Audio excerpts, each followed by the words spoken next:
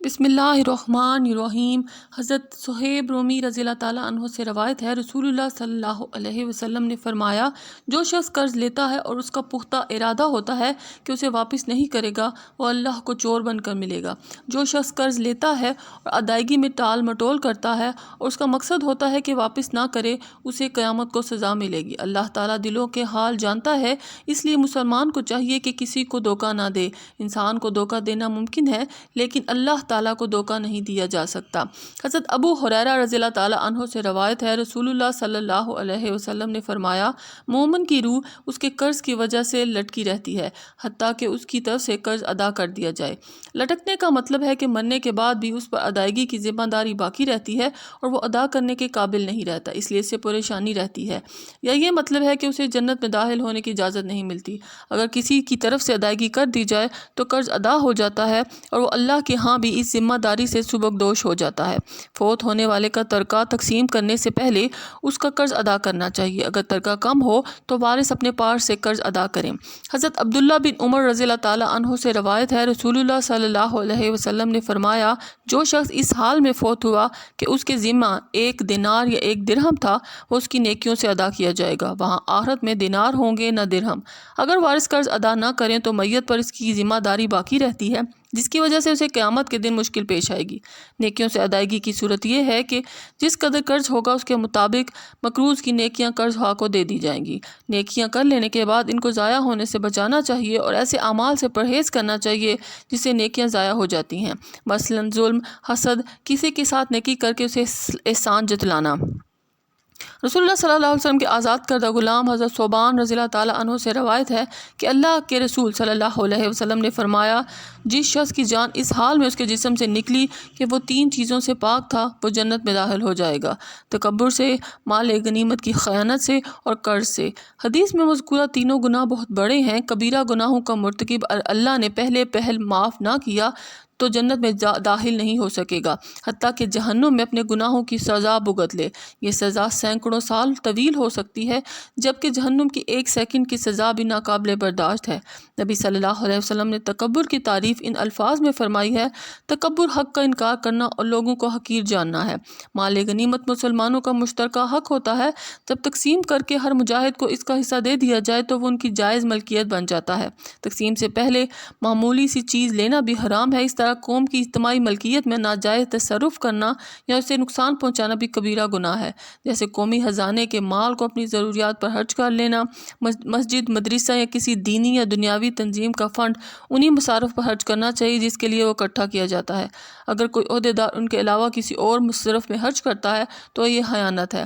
قرض جان بوجھ کر ادا نہ کرنا بھی اتنا ہی بڑا گناہ ہے، لہٰذا اس سے بھی اجتناب کرنا فرض ہے۔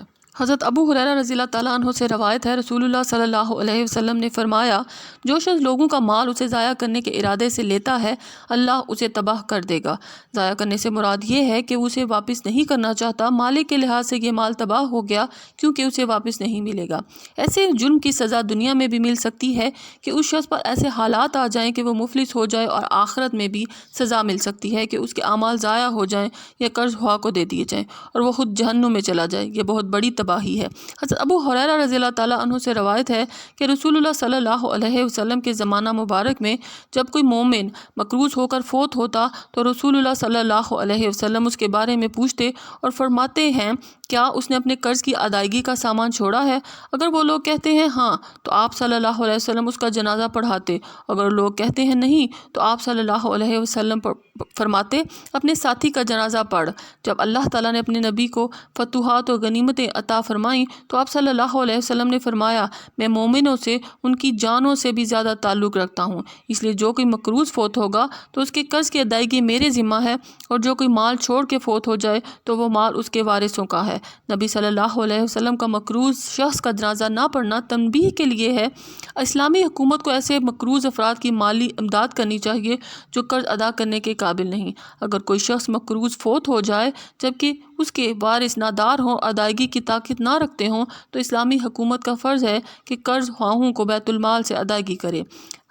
حضرت ابو ہریرہ رضی اللہ تعالیٰ عنہ سے روایت ہے، رسول اللہ صلی اللہ علیہ وسلم نے فرمایا، جس نے کسی تنگ دست پر آسانی کی تو اللہ تعالیٰ دنیا اور آخرت میں اسے آسانی عطا فرمائے گا۔